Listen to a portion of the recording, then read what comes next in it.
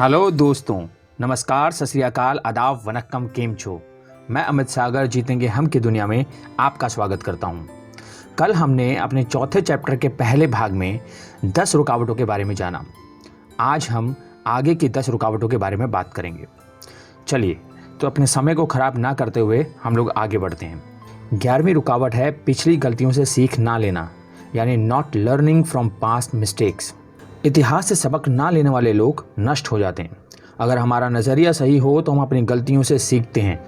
असफलता सफ़र का अंत नहीं, महज भटकाव है। यह देर की वजह बन सकती है, हार की नहीं। सच बात तो यह है कि अपनी गलतियों से हमें तजर्बा हासिल होता है। कुछ लोग सीखते हुए जीते हैं और कुछ लोग सिर्फ जीते हैं। अक्लमंद लोग अपनी गलतियों से सीखते हैं। अधिक अक्लमंद लोग दूसरों की गलतियों से सीखते हैं। हमारी ज़िंदगी इतनी लंबी नहीं होती कि हम केवल अपनी गलतियों से सीखते रहें। और इसी में आगे बढ़ते हुए बात करते हैं 12वीं रुकावट की, जो कि है अवसर को ना पहचान पाना, यानी इनएबिलिटी टू रिकॉग्नाइज अपॉर्चुनिटीज़। अवसर बाधाओं का रूप धरकर भी आ सकते हैं, इसलिए बहुत सारे लोग उन्हें पहचान नहीं पाते। याद रखिए, बाधा जितनी बड़ी होगी अवसर भी उतना ही बड़ा होगा। और 13वीं रुकावट है डर, यानी फियर। डर वास्तविक हो सकता है और काल्पनिक भी। डरा हुआ इंसान अटपटे काम करता है। डर की बुनियादी वजह नासमझी होती है। डर का जीना भावनाओं की कैद में जीने के समान है। डर असुरक्षा की भावना, आत्मविश्वास की कमी और बहानेबाजी की आदत को जन्म देता है। यह हमारी क्षमता और योग्यता को नष्ट कर देता है। डरा हुआ इंसान स्पष्ट ढंग से सोच नहीं पाता। डर रिश्ते और सेहत को नष्ट कर देता है। डर की कुछ आम वजह ये हैं। पहला, असफलता का डर। दूसरा, कुछ अनजानी चीज़ का डर। तीसरा, तैयारी ना होने का डर। चौथा, गलत फैसले लेने का डर। पांचवा, अस्वीकार किए जाने का डर। असफलता से भी अधिक बुरा असफलता का डर होता है। आदमी के साथ घटित होने वाली सबसे बुरी चीज़ असफलता नहीं होती। कोशिश ना करने वाले लोग प्रयत्न करने से पहले ही असफल हो जाते हैं। बच्चे जब चलना सीखते हैं तो बार बार गिरते हैं, लेकिन उनके लिए असफलता नहीं बल्कि सीख होती है। अगर वे मायूस हो जाएं तो वो कभी नहीं चल पाएंगे। घुटनों के बल बैठकर डरी हुई जिंदगी जीने से अपने पैरों पर खड़ा होकर मरना ज़्यादा बेहतर होता है। और अब 14वीं रुकावट है प्रतिभा का उपयोग ना कर पाना, यानी inability to use talent. Albert Einstein का कहना था कि मुझे लगता है कि मैंने ज़िंदगी में केवल 25% ही अपनी बौद्धिक क्षमता का इस्तेमाल किया है। विलियम जेम्स के मुताबिक इंसान केवल 10 से 12% आंतरिक क्षमता का उपयोग करता है।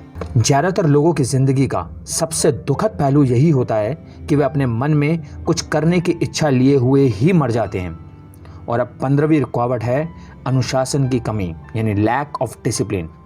क्या हमने कभी विचार किया है कि कुछ लोग अपने लक्ष्य तक क्यों नहीं पहुंच पाते? उन्हें बार बार हार और संकट का सामना क्यों करना पड़ता है? कुछ लोगों को लगातार सफलता क्यों मिलती जाती है जबकि दूसरे लोगों को अंतहीन असफलताएं झेलनी पड़ती हैं? खेलकूद, शिक्षा और व्यापार, यानी किसी भी क्षेत्र में अनुशासन के बिना महत्वपूर्ण सफलता कोई भी कभी भी हासिल नहीं कर सकता। अनुशासनहीन लोग हर काम को करने की कोशिश करते हैं, लेकिन उनमें किसी भी काम को करने का संकल्प नहीं होता। और अब 16वीं रुकावट है आत्मसम्मान की कमी, यानी पुअर सेल्फ एस्टीम। अगर कोई इंसान खुद की इज्जत नहीं करता और अपनी अहमियत महसूस नहीं करता तो उसमें स्वाभाविक रूप से आत्मसम्मान की कमी होती है। उसके चरित्र की ड्राइविंग सीट पर अहंकार, यानी ईगो, बैठ जाती है। वो फैसले कोई कायदे का काम करने के लिए नहीं बल्कि अपने अहंकार को संतुष्ट करने के लिए लेता है। जिन लोगों में आत्मसम्मान की कमी होती है वे लगातार अपनी पहचान की तलाश करते रहते हैं। वे खुद को ढूंढते रहते हैं। शख्सियत कहीं पड़ा हुआ नहीं मिलता, उसे बनाना पड़ता है। बहानेबाजी की आदत, निकम्मापन और आलसीपन आत्मसम्मान की कमी का ही नतीजा है। निकम्मापन उस जंग की तरह है जो बढ़िया से बढ़िया लोहे को भी खा जाता है। और अब 17वीं रुकावट है ज्ञान की कमी, यानी लैक ऑफ नॉलेज। विल ड्यूरॉट का कहना है कि 60 साल पहले मैं सारी बातें जानता था, लेकिन अब कुछ नहीं जानता। अपनी अज्ञानता को निरंतर जानते रहने की प्रक्रिया ही शिक्षा है। अपनी अज्ञानता के दायरों को जानना ही ज्ञान प्राप्ति की दिशा में पहला कदम है। इंसान जितना ज़्यादा ज्ञान प्राप्त करता है उसे अपनी अज्ञानता के क्षेत्रों का अनुभव भी उतना ज़्यादा ही होता है। अगर कोई इंसान ये समझता है कि उसे सब कुछ मालूम है तो उसे सीखने की सबसे ज़्यादा ज़रूरत है। अज्ञानी लोग नहीं जानते कि वे अज्ञानी हैं। उन्हें अपने अज्ञान का एहसास ही नहीं होता। दरअसल अज्ञान से भी बड़ी समस्या ज्ञानी होने का भ्रम है। इसकी वजह यह है कि अगर हम कोई चीज़ नहीं जानने के बावजूद उसे जानने का भ्रम पाल लेते हैं तो गलत फैसले लेने लगते हैं। और 18वीं रुकावट है भाग्यवादी नज़रिया। भाग्यवादी नज़रिए वाले लोग उनके हालात की वजह से जन्म लेने वाली जिम्मेदारियों को कबूल करने से कतराते हैं। वे सफलता और असफलता दोनों को भाग्य की देन समझते हैं। वे सब कुछ भाग्य पर छोड़ देते हैं। वो अपनी कुंडली या सितारों द्वारा पहले से लिखी गई तकदीर को ही मंजूर कर लेते हैं। वो मान लेते हैं कि लाख कोशिश करने के बावजूद होगा वही जो किस्मत में लिखा है। कमज़ोर दिमाग वाले लोग तकदीर बताने वालों, कुंडली देखने वालों और खुद को अवतारी पुरुष घोषित करने वालों के चक्कर में आसानी से आ जाते हैं, जबकि कई बार ऐसे लोग केवल पाखंड कर रहे होते हैं।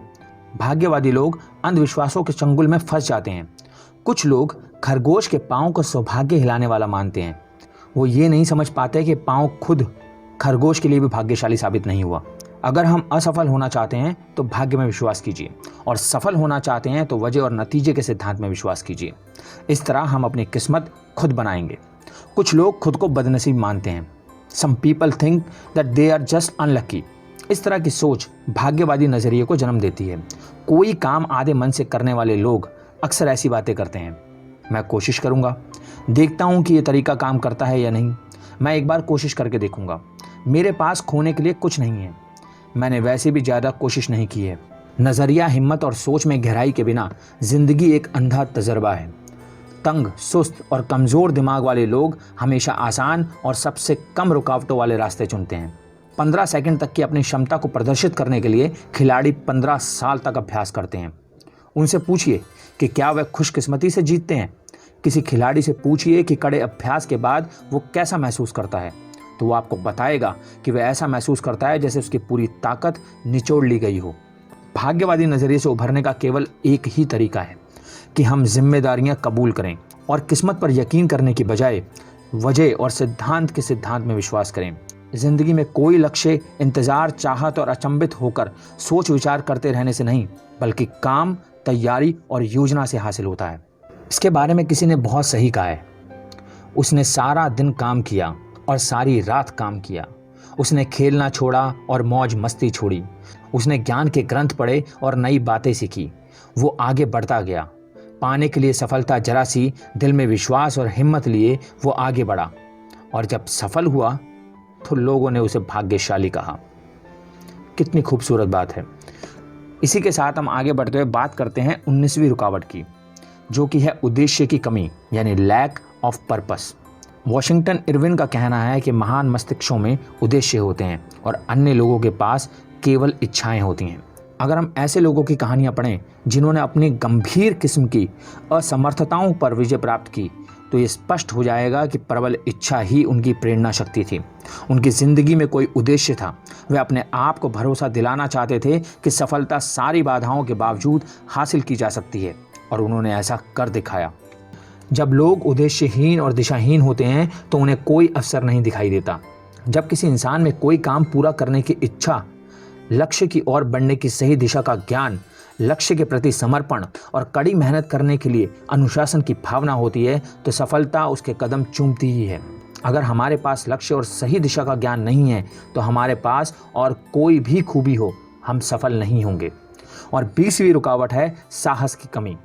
सफल लोग चमत्कार घटित होने या कोई काम आसानी से हो जाने की आशा नहीं करते। वो रुकावटों पर काबू पाने की हिम्मत और ताकत हासिल करते हैं। वो इस बात पर ध्यान नहीं देते कि उन्होंने क्या गंवा दिया है, बल्कि इस बात पर ध्यान देते हैं कि उनके पास क्या बचा हुआ है। इच्छाएं साकार नहीं होती, पर दृढ़ विश्वास पर टिके हुए भरोसे और उम्मीदें पूरी हो जाती हैं। प्रार्थनाएं तभी स्वीकार की जाती हैं जब साहस के साथ काम भी किया जाए। साहस और चरित्र, इन दोनों का मेल कामयाबी हासिल करने का अहम नुस्खा है। आम और खास लोगों के बीच यही फर्क होता है। हमारा मन जब साहस से भरा होता है तो हम अपने डर को भूल जाते हैं और रास्ते की रुकावटों पर काबू पा लेते हैं। साहस का मतलब डर का ना होना नहीं, बल्कि डर को जीतना है। साहस के बिना चरित्र बेअसर हो जाता है। दूसरी ओर चरित्र के बिना साहस जुल्म का रूप ले लेता है। और अब जानते हैं सफलता के नुस्खे के बारे में, यानी द रेसिपी फॉर सक्सेस। सफलता पाना एक केक की तरह है। अगर हमारे पास सही नुस्खा ना हो तो हमको कामयाबी नहीं मिलेगी। अच्छा केक बनाने के लिए हमारे पास सही मात्रा में उम्दा किस्म की सामग्री होनी चाहिए। अब नुस्खा हमारे पास है, हम इसका इस्तेमाल करेंगे या नहीं ये हमको तय करना है। सफलता हासिल करने के लिए कुछ सबक हैं। A crash course for success. पहला, हारने के लिए नहीं बल्कि जीतने के लिए खेलें। दूसरा, दूसरों की गलतियों से सीखें। तीसरा, ऊंचे चरित्र वाले लोगों से संबंध रखें। चौथा, जितना पाते हैं उससे अधिक दें। पांचवां, बिना कुछ दिए कुछ पाने की उम्मीद ना रखें। छठा, हमेशा दूर की सोचें। सातवां, अपने मजबूत पहलुओं को जानें और उनकी बुनियाद पर अपना विकास करें। आठवां, फैसला लेते समय हमेशा हालात की व्यापक तस्वीर को ध्यान में रखें। और नौवां, अपनी सच्चाई के साथ कभी समझौता ना करें। चलिए, तो अब हम इस चैप्टर के अंत में आ गए हैं और जैसा कि मैंने आपको बताया था कि लेखक ने हर चैप्टर के अंत में एक एक्शन प्लान यानी कार्य योजना दी हुई है। और इस चैप्टर के अंत में एक्शन प्लान में लेखक ने बताया है कि आप अपना काम बेहतर, ज़्यादा तेज और असरदार ढंग से कैसे करते हैं, इसके बारे में 3 सुझाव लिखें। दूसरा, ऐसे 3 तरीके लिखें जिनके ज़रिए हम सफलता हासिल करने के असूलों पर अपनी ज़िंदगी के हर क्षेत्र में अमल कर सकते हैं, जैसे कि काम, घर और सामाजिक। तीसरा, अपनी ज़िंदगी के उन क्षेत्रों के बारे में लिखें जहां अनुशासन का अभाव हमको खटक रहा है। आंकलन करें कि आपको इसकी क्या कीमत चुकानी पड़ रही है। चौथा, अगली बार किसी बाधा का सामना होने पर रुककर खुद से 2 सवाल पूछें। मैं उस चुनौती से क्या सीख सकता हूँ और मैं इस सबक से ज़िंदगी में कैसे फ़ायदा उठा सकता हूँ। और इसी के साथ चैप्टर 4 यहीं ख़त्म होता है और अब हम चैप्टर 5 में जानेंगे प्रेरणा यानी इंस्पिरेशन के बारे में, यानी कि खुद को और दूसरों को हर रोज़ कैसे प्रेरित किया जाए। तो मिलते हैं अगले शनिवार सुबह 11 बजे यहीं मेरे चैनल पर जिसका नाम है जीतेंगे हम। मुझे उम्मीद है कि आपको ये सारी खास बातें बहुत अच्छे से समझ आ रही होंगी। अगर आपको मेरी ये ऑडियो बुक समरी पसंद आई है तो कृपया मुझे कमेंट बॉक्स में कमेंट करके ज़रूर बताएं। मेरे चैनल को अभी सब्सक्राइब कर लीजिए और बेल आइकन को दबा लीजिए ताकि इस बुक के किसी भी चैप्टर की कोई भी खास बात आपसे छूट ना पाए। तो तब तक के लिए अलविदा। खुश रहिए, मुस्कुराते रहिए और इस बात को हमेशा अपने मन में रखिए कि चाहे कितने हो गम पर जीतेंगे हम। जय हिंद।